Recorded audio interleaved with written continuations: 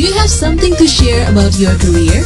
Well, it's time to join us on Cosmopolitan Career with Alexander Sriwiono. Tema Cosmopolitan Career kita hari ini adalah jangan pasif, tunjukkan diri Anda layak dapat promosi. Ini kayak tagline ini ya, tagline iklan nih gitu. Jangan pasif, tunjukkan diri Anda layak dapat promosi. Kalau akhir-akhir ini lebih seperti tagline partai sebenarnya, Bo. Oh, ini sih benar juga sih ya. Kalau judulnya mau diganti agak juicy, jangan naif, tidak semua orang dipromosi. Iya benar.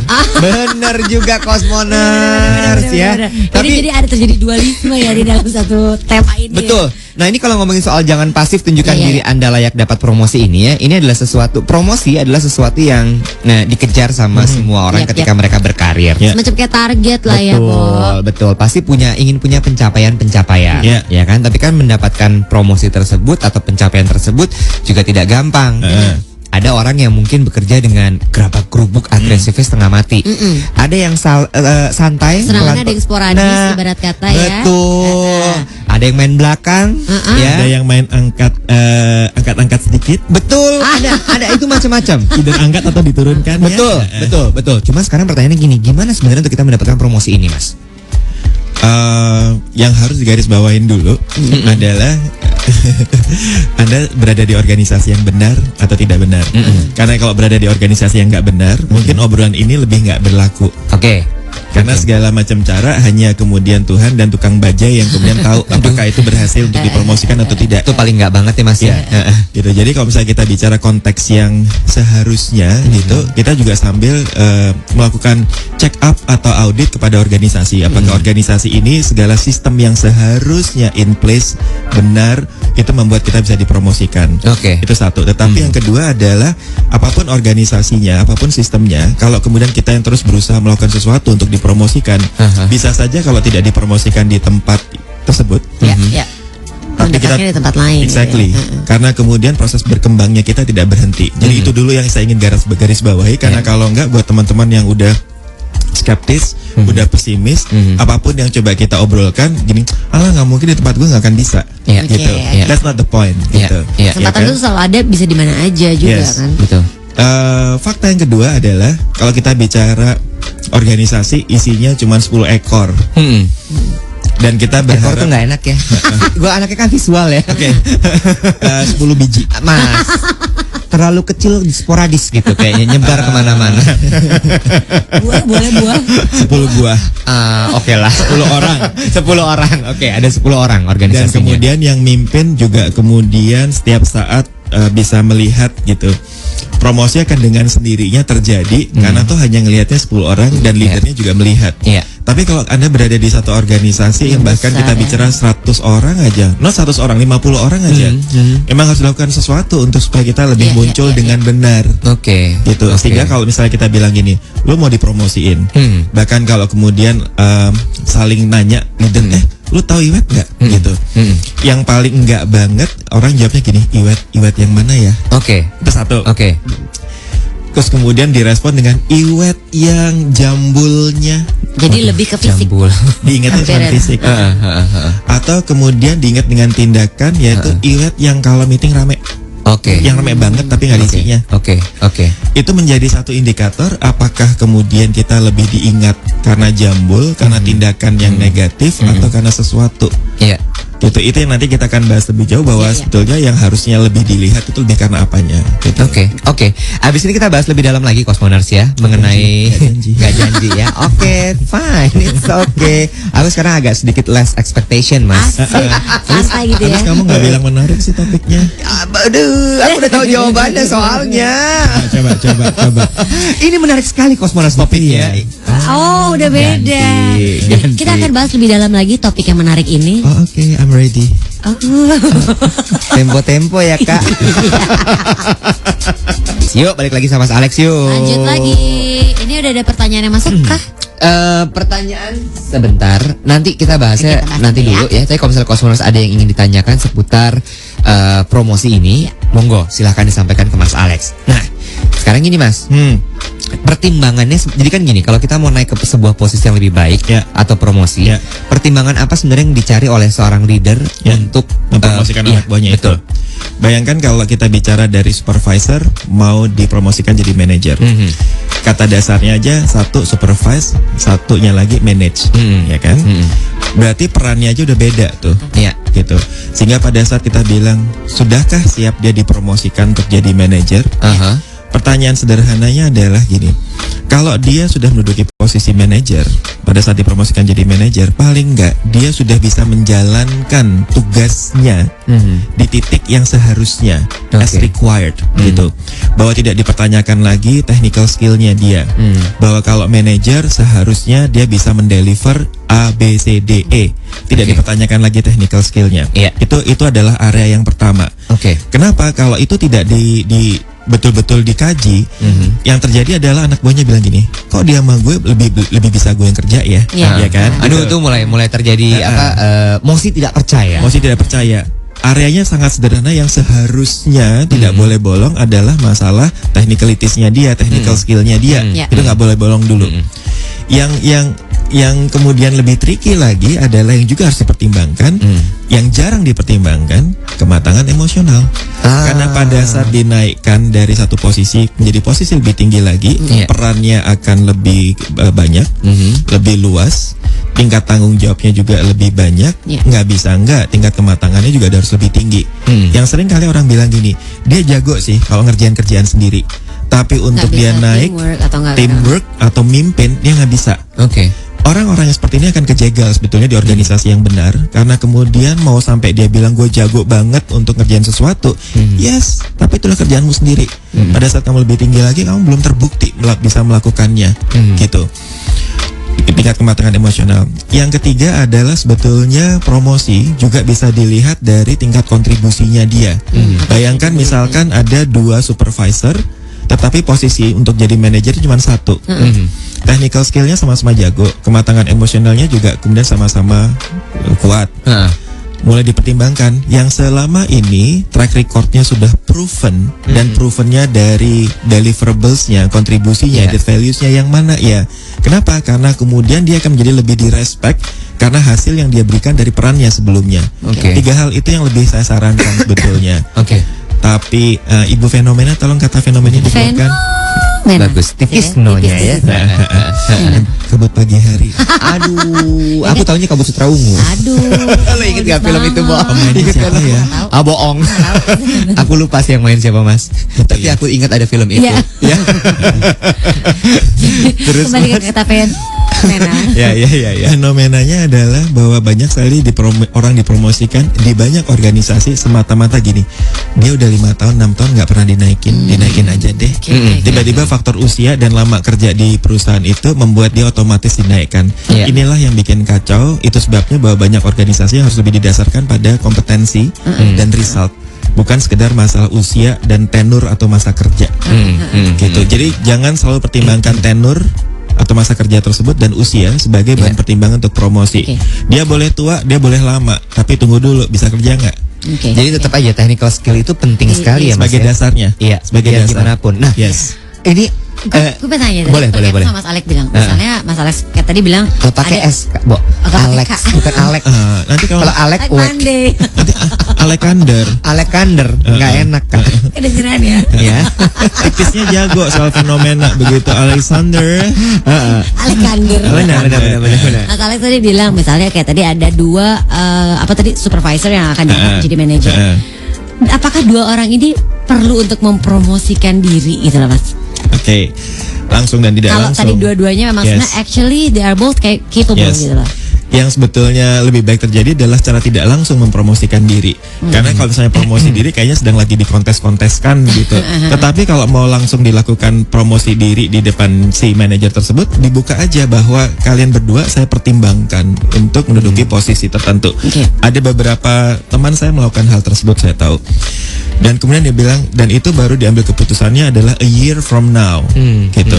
Dalam setahun ini bukan saya mengkompetisikan secara tidak sehat, tetapi bahwa yang menjadi bahan pertimbangan saya adalah gini, gitu. Yuk sama-sama kompetisi yang dengan sehat. Buat saya itu keren sekali kalau ada seorang leader yang berani melakukan itu. Jadi istilah tuh mereka kayak campaign gitu ya, Mas? Campaign, dan kemudian dibuka bahwa yang akan saya pilih pertimbangannya adalah apa. Kriterianya ini. Jadi jelas semuanya. Dan itu diberikan waktu untuk prove themselves gitu. Nah, yang saya bilang tidak langsung adalah bahwa promosi tidak langsung, bahwa dari apa yang dikerjakan selama ini itu adalah promosi tidak langsung loh. Gitu. Nah, itulah yang harusnya lebih kita kejar dari hari ke hari. Apakah yang kita lakukan hari ini udah membuat kita shouting mengenai diri kita, representing ourselves, atau belum? Kalau nggak, apa gini, hari ini sekedar lewat tanpa orang pernah tahu ada gue di dalam organisasi ini. Ya itu namanya kita nggak pernah mempromosikan diri. Dan nggak usah promosi dirinya secara cheesy yang kemudian setiap presentation slide di depannya gitu, presentation by Iwet Ramadan, gede-gede gitu. Gila. Yoi, sebentar, judulnya tadi apa? Presentation by Iwet Ramadan. Enggak judulnya. Ya itu aja judulnya. Bukan. Dan ada foto lo juga di depannya gitu. Gitu ya. Itu juga harus sih sebetulnya nama gitu, tapi bukan menjadi sesuatu yang sangat diekspos di depannya. Sekali lagi, track record adalah bahan promosinya. Kita akan balik lagi nih Cosmoners ya, membahas topik yang sangat menarik ini. I think so. Gue suka. Gue lagi nyari jawaban dia. Habis itu nanti berikutnya harus beda lagi ya. Tantangan lo ini.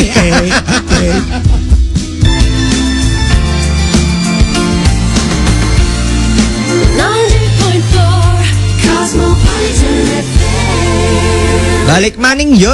Masih bersama Mas Alex nih di Cosmopolitan Career ngebahas tentang promosi ya. Betul sekali. Balik maning dari Dali Maning. Benar ya. Kan seperti tema kita, jangan pasif, tunjukkan diri Anda layak dapat promosi. Tadi Mas Alex juga udah kasih tahu. Sebenarnya it's okay for us to promote ourselves. Kita dalam arti kayak ada dua cara, either we kayak campaign gitu, atau memang sebenarnya gini, dengan menghasilkan pekerjaan yang oke, karya-karya yang bagus, sebenarnya it's like you're doing your own campaign sepanjang tahun gitu, betul. tanpa ada masa-masanya gitu kan. Itu satu sisi. Yang kalau kita bertemu dengan leader yang benar, organisasi yang benar, itu akan mulus. Tetapi kalau kemudian kita bicara nggak benar, bukan soal nggak benar dulu deh, leadernya sibuk banget, organisasinya juga sistemnya masih kacau banget. Mau nggak mau ada sesuatu yang harus dilakukan dengan lebih eksplisit. Contohnya gini, bagaimana caranya supaya saya lebih terlihat dan terdengar ya? Iya, betul.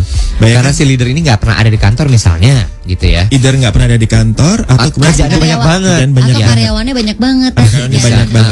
Bayangkan kalau misalnya Anda berada di dalam lift 30 detik bersama dia berdua. Lo mau ngapain? Lo akan ngomong apa? Iya. Let's say I'm your director nih, 30 seconds to fame ya. Benar.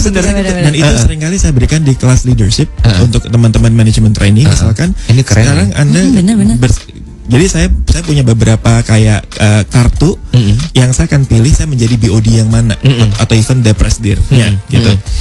Pada saat saya bilang oke, saya minta satu kaos, bilang 1, 2, 3, ding, seakan-kan pintu lift kebuka tuh, gitu. Terus kemudian dia masuk dan kemudian saya keluarkan kartu saya. Saya menjadi misalkan kalau Garuda Indonesia saya jadi Pak Emir Syahsatarnya. Satu lift nih dia sama Pak Emir ya. Gitu. Sekarang Kak Iwet satu lift sama your CEO gitu. Oh my god, kamu ngomong apa ya? Let's say the CEO namanya Alfred.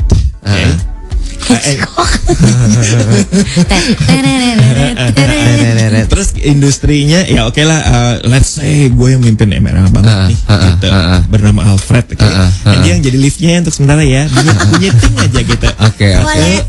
2, 3, ting. Iwet masuk, di dalamnya sudah ada Mr. Alfred. Good morning Pak Alfred. Good morning. Looking good today. Thank you. Iya kan? Ceder. Coba gue jadi lift. Lo Alfred. Lo 30 second to frame ya. 1, 2, ting. Oh, pakai lift juga falset ya. Wow. Harus banget. Harus unik loh. Sebagai lift kamu unik. Sebagai karyawan tidak. Mas, jangan gitu dong. Ulang sekali lagi ya. 1, 2, ting. Bapak. Wah, keder nggak lo? Bingung kan lo? Ngomong apa? Pilihan yang paling pertama, tiba-tiba pura-pura ngangkat telepon dan nggak jadi masuk dalam lift. Bisa jadi, iya kan? Atau masuk balik arah toilet mana ya? Ketiga cuman bilang good morning. Gitu. Selesai. Sehingga kemudian lewatlah 30 seconds to fame itu. Exactly. Atau kemudian hanya sekedar ngomong yang sekedar bahwa berharap pintu lift segera kebuka. Iya kan? Yang Atau sekedar harusnya ke lantai berapa gitu, terusin aja Pak. bener. Yang kemudian hanya sekedar berakhir kita duluan, yang sekedar bilang duluan Pak, atau dia dulu yang bilang have a good day dan selesai.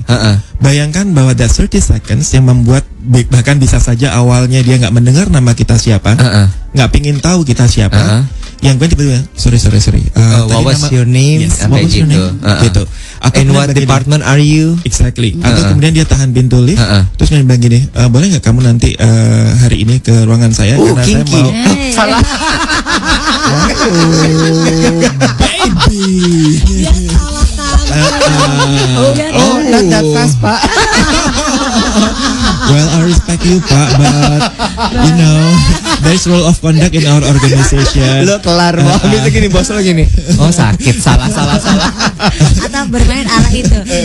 Ke ruangan saya nanti. Jangan Pak, jangan saya ibu tahu Pak. Gitu. Saya memang butuh uang, Pak, tapi bukan harga diri. Oh drama. Atau yang sok kepedean Bisa. gitu. Pak, I know you are my director, but I'm sorry you're not my type. Oh my god.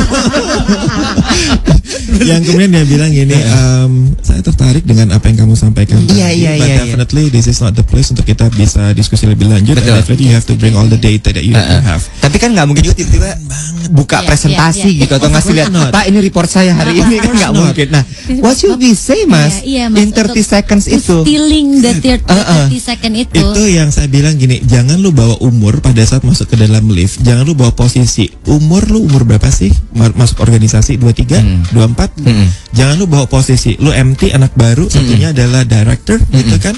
Kejauhan gitu gapnya udah mental duluan. Think like the CEO. Jadi kalau kita bilang promosi nih, think like your leader. Apa sih yang paling dikonsenkan dia? Apa sih yang kemudian dia bilang untuk gue promosikan seseorang jadi manajer? Apa yang gue cari kandidat seperti apa yang untuk bisa jadi manajer yang keren banget? Challenge yang di organisasi ini apa? Di direktoratnya kita atau divisi ini kita apa? Sehingga kemudian manajer yang paling pas untuk gue promosikan adalah manajer yang bisa titik. Yang kemudian bisa misalkan lebih memperbesar market, yang misalnya bisa untuk lebih ngejagain kolaborasi antar departemen, yang bisa dan seterusnya. Kalau itu yang kita pahamin banget gitu. Mempromosikan diri, pick one issue, anything. Yang tadi apakah memperbesar market, kolaborasi antar besar departemen, payudara. Apa nih 30 bukan? Dan laki maksudnya laki gitu. Let's say memperbesar market misalnya. dalam obrolan Serius kembali ya. dalam obrolan di lift, atau kemudian pas lagi jalan bareng ke lobby gitu. Pak, it's really not easy ya untuk nge-grab market yang baru ya Pak ya. Kemarin tuh yang kita lakukan di dalam tim tuh gini-gini Pak. Can I need your advice? What do you think Pak? See? Bentar Mas, pertanyaan. Kadang-kadang kan si CEO/director atau pemimpin ini kan udah keribetan sendiri sama dirinya dan hidupnya. Iya kan Mas? Kalau misalnya kita terus kemudian takutnya nih, kalau aku nih gue pribadi ya, takutnya jadi kayak ini anak kecil keminter deh, gitu. Udahlah, lo astaga di lift sempet-sempetnya deh. Udahlah, biarin aja head of department lo yang urus, lo lakuin aja kerjaan lo. Nah itu gimana Mas? Kalau yang tadi Iwet bilang head of your department aja, itu dalam tanda petik head of department lu aja yang ngomong ke gue. Iya, betul maksud aku itu. Kita harus bisa ngomong di areanya kita, tetapi yang juicy buat dia. Jadi bukan yang sesuatu yang di level head of departmentnya dia. Gitu. Misalkan kita bilang gini, Pak, kemarin pada waktu kita harus maju dan membawa nama company kita nih Pak. Kebetulan saya papasan juga dengan CEO-nya Pak. The challenge yang kemudian dia berikan adalah apakah kemudian produknya kita lebih bisa menjawab kebutuhannya dia, karena dia compare dengan kita punya yang apple to apple competitor Pak. I also definitely already discussed this with my leader Pak. But this is very interesting actually, having a chance meeting you in this elevator. Gitu. Kalau kita hanya sudah tanya enaknya jawabnya gimana ya Pak gitu. Di Kemplang. Kemplang tuh makanan kan Mas? Balik lagi. Kemplang juga nih kayak begini nih. Gitu. Itu yang kemudian kalau kita bilang sampaikan sesuatu untuk kemudian dia seberapa tertarik dia untuk meresponnya. Itu promosi juga loh. Ini sama aku ingat waktu kita kelas, lo ikut nggak sih yang kelas apa namanya facilitator dulu, Mas Alex nyeritain soal gimana cara kita nge-grab atensi orang di saat pertama kali gitu. Menceritakan masih ingat loh, masih banget Mas, yang kayak Mas Alex waktu itu cerita soal fakta tentang denyut nadi. Jadi kenapa kita suka gerakin kaki kayak mesin jahit, atau mungkin kita suka gerakin kaki lah yang paling ini. Itu dikarenakan dalam rahim dulu kita mendengarkan denyut nadi dan itu menenangkan kita. Jadi itu yang kita cari sekarang. Fakta-fakta seperti itu yang membuat orang grabbing the mind. Attention. Yes. Dan yang grabbing the attention orang yang kita sedang lobby ada sesuatu yang juicy buat dia. Artinya adalah sesuatu yang memang meaningful buat dia, sesuatu yang dia punya interest di dalamnya. Yang relate dengan perannya dia, jadi concernnya dia. Kita juga tahu banget juga tentang orang ini. Mengetahui audiens itu penting sekali berarti. Oke, penting nih. Bagus. Of course. Oke, akhirnya keluar. Yes. Dia balik kita. Mas Alex, nih kesimpulan dari obrolan kita mengenai promosi tadi. Apa yang harus dilakukan sama leader dan apa yang harus dilakukan sama karyawan yang ingin mendapatkan promosi ini? Kesimpulan akan bisa saya sampaikan secara cepat. Cuman ada satu poin lagi yang ingin saya share sebelum kesimpulan adalah poin untuk bahwa kita juga bisa dipromosikan. Jangan sekedar melakukan sesuatu yang sekedar disuruh dan sekedar bahwa kita bilang melakukan sesuatu sesuai standar. Novita makanya Dewi kalau Novita Mas expected kali. Balas dendam dari Alek tadi. Iya. Novi dan Alek. Alek mau ngomong. Alek mau bicara sama Novi. Angie sama Iwet dua-duanya adalah chef. Yang kemudian saya bilang gini, tolong bikinkan saya nasi goreng. Oke. Kalau saya mau mempromosikan salah satu di antara kalian, saya akan menunggu nasi goreng mana yang extraordinary. Betul. Yang gak hanya sekedar nasi goreng. Sehingga kalau kita bicara, Anda akan bisa lebih dipromosikan.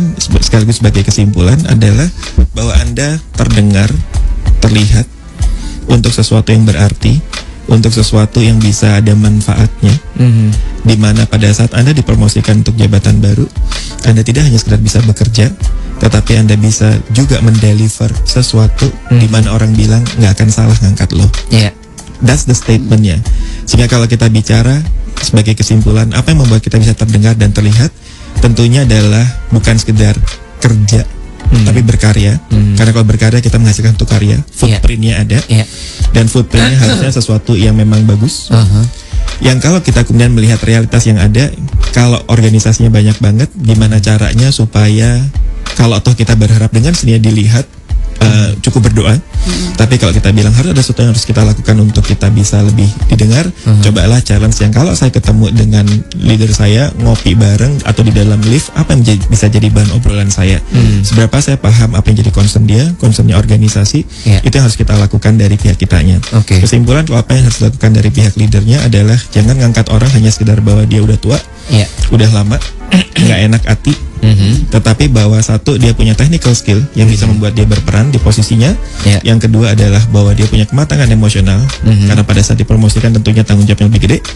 Dan yang terakhir adalah kalau kita bicara seberapa jauh dia proven track recordnya dari kontribusi yang dia berikan, kan itu akan lebih di-respect untuk posisi barunya. Ngapies? Yes. Walaupun udah gak terlalu gemuk lagi lah. Berapa kilo Mas? Masih stabil 36. Keren. Gila ya Bang.